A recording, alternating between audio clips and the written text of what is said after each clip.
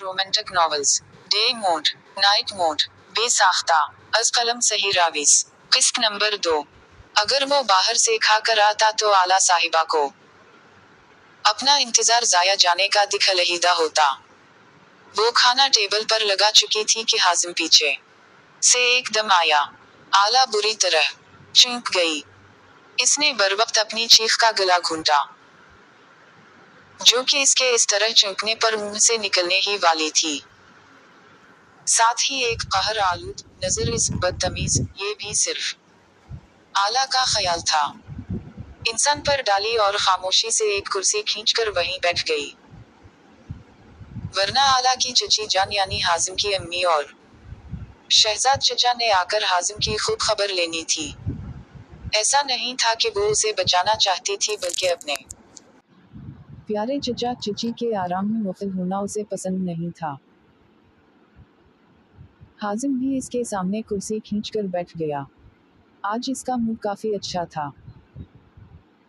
کیونکہ آج اس کی ایک بہت مشہور شوزبرینر کی طرف بہت بڑا آرڈر ملا تھا، اور آگے 4 سال تک کے لیے اس برینر سے آرڈرز ملنے کا کنٹریکٹ بھی سائن ہوا تھا۔ اس کام کے لیے وہ بہت عرصے سے کوشش اور محنت کر رہا تھا اور بالآخر آج یہ ہو چکا تھا۔ حازم کے والد کی شہر میں ایک معمولی سی شوز مینوفیکچرنگ فیکٹری تھی جسے حازم نے شوز ڈیزائننگ میں گریجویٹ ہونے کے بعد 2 سال پہلے سنبھالا تھا، اور اب ان کے اس بزنس کی ترقی دیکھنے لائق تھی۔ یہ سب اس کی کام سے محبت اور محنت کی وجہ سے ہوا تھا۔ اب اس نے فیکٹری کی کچھ ریکنسٹرکشن بھی کروائی تھی، اپنے لیے انتہائی خوبصورت نیا آفس بھی بنوایا، اور فیکٹری کی بلڈنگ اندر باہر سے ایسی تھی کہ کام کرنے والے کو کام کرنے کا مزہ آ جاتا۔ ان 2 سالوں میں اس کی فیملی کا اپر مڈل کلاس سے ایلیٹ کلاس میں منتقل ہونا صرف اور صرف حازم کی کمال صلاحیتوں کے استعمال کا نتیجہ تھا۔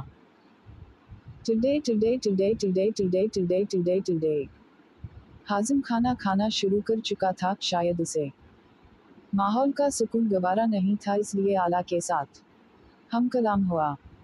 مجھے تو چلو اپنے گھر آنے میں دیر ہو گئی اس لیے کھانا نہیں کھا سکا، مگر تم بتاؤ کہ اب تک بھوکی کیوں بیٹھی تھی؟ ہائے اللہ، کہیں میرے انتظار تو نہیں کر رہی تھی، جیسے بیویاں شوہروں کا کرتی ہیں۔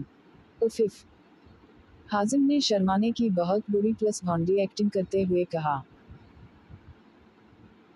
اعلیٰ کو اس کی آخری بات سن کر ایک دم کھانسی آئی۔ غالباً نوالہ اس کے گلے میں اٹک گیا تھا، اس کی آنکھیں سرخ ہو گئی تھی۔ اس نے پانی کے گلاس کی طرف ہاتھ بڑھایا تو حازم نے جلدی سے اس سے پہلے ہی گلاس پکڑ لیا۔ اب اعلیٰ کو شدید غصہ آ رہا تھا، اس کا چہرہ غصے میں لال ٹماٹر ہو گیا۔ حازم یہ سب بڑے مزے لے کر دیکھ رہا تھا۔ حازم مجھے پانی دو، وہ کھانسی کی وجہ بس اتنا ہی کہہ پائی۔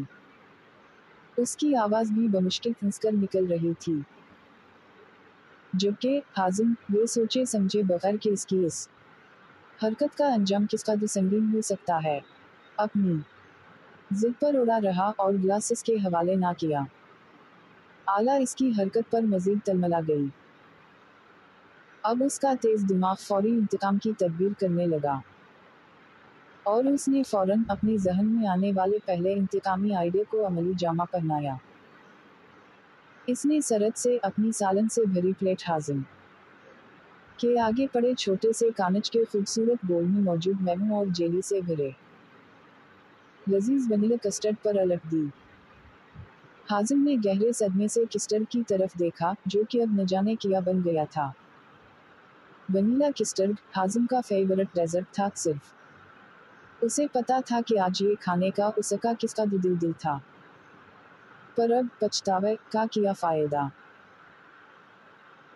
اعلیٰ اب چھوٹے چھوٹے گھونٹ بھر کر سکون سے پانی پی رہی تھی، اور ساتھ میں اپنے قہر برساتی ڈسیلی نظروں سے اسے گھور رہی تھی، ساتھ میں اپنے کارنامے سے حاصل ہونے والے دلی سکون کے بھی مزے لوٹ رہی تھی۔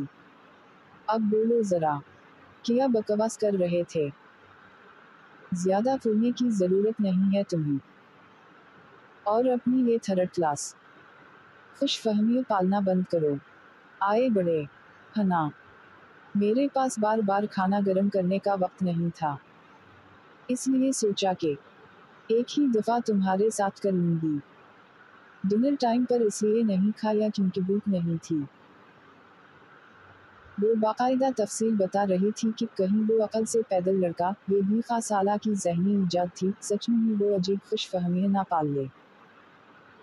یہ کہ کر وہ رکی نہیں بلکہ آئیڈیا نمبر 2 پر عمل کرتے ہوئے گلاس میں پانی بھر کر زور سے حازم کے منہ پر پانی پھینکا اور اپنے روم کی طرف بھاگ گئی، جبکہ حازم بے بسی اور غصے کی تصویر بنے ہکا بکا اسے جاتا دیکھ رہا تھا۔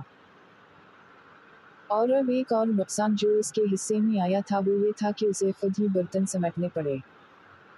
وہ کچن سے باہر نکلا تھا کہ اسے امی آتی دکھائی دی، جو غالباً ہاتھ میں خالی جگ لیے پانی لینے کے لیے کچن کی طرف آ رہی تھی۔ اس نے رک کر ان سے سلام دعا کی اور صبح جلدی جگانے کا بول کر بھاگ گیا کہ کہیں وہ اس سے اس کا اوپر کی طرف سے گیلی ٹی شرٹ دیکھ کر کوئی سوال ہی نہ پوچھ لیں۔